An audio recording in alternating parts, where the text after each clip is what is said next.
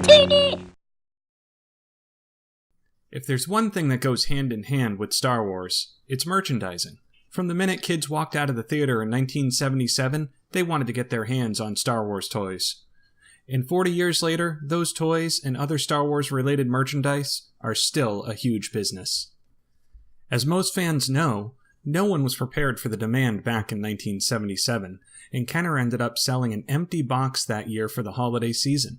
Can you believe that kids in 1977 were actually excited to open a gift on Christmas morning that was basically just an IOU? That was the first sign that while Star Wars had changed movies forever, it was also going to have a huge effect outside the movie theater and throughout our society. But in the galaxy of Star Wars merchandise, not all products are created equal. Nowadays, when you walk through a Target, a Walmart, or just about any other store, you find a Star Wars branded item in every department, practically on every shelf. With that many products, there's bound to be a few questionable items that are given the green light for retail that shouldn't have ever seen the light of day. Let's take a look at a few of those notable products that somehow people thought were a good idea. Now, I admit that I own a few Star Wars kitchen and grilling related items, but one thing I would never buy is this: a Death Star barbecue grill. Personally, one of the first qualities I look for in a grill is its ability not to blow up. And at the same time, on the list of things that have a track record of blowing up, the Death Star has to be near the top.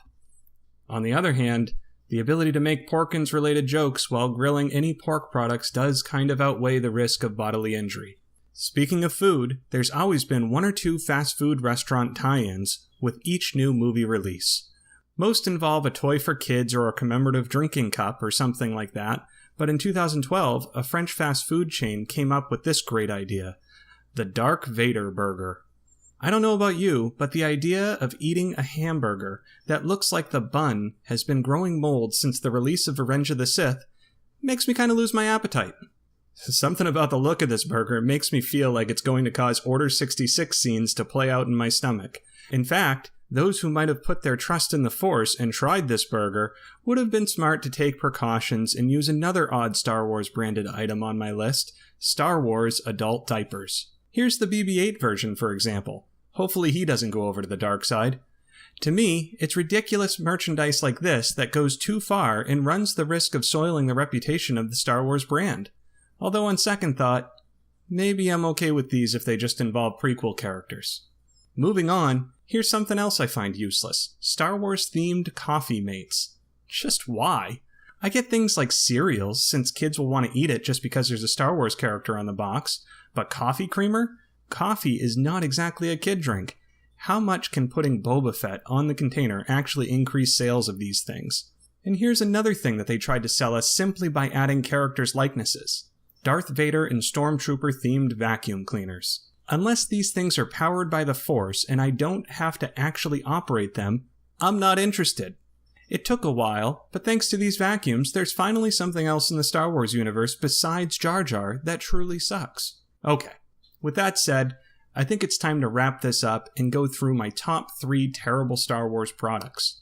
Coming in at number 3 is this monstrosity: a C-3PO tape dispenser. Now, it's not really the idea of the product here that's the problem, but more the execution. Something about this thing just looks wrong. 3PO looks a little too excited with what's going on here. Rather than reaching for that tape, I think I'm just going to use staples instead.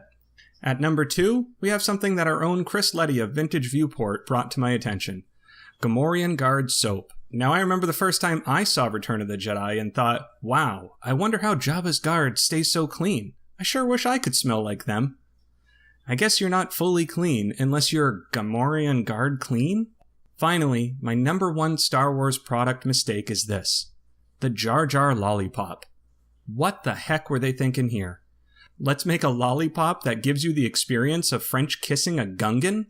It boggles my mind that somewhere there was probably a conference room full of people going over potential products to sell, and not one person raised their hand and said, that's disturbing.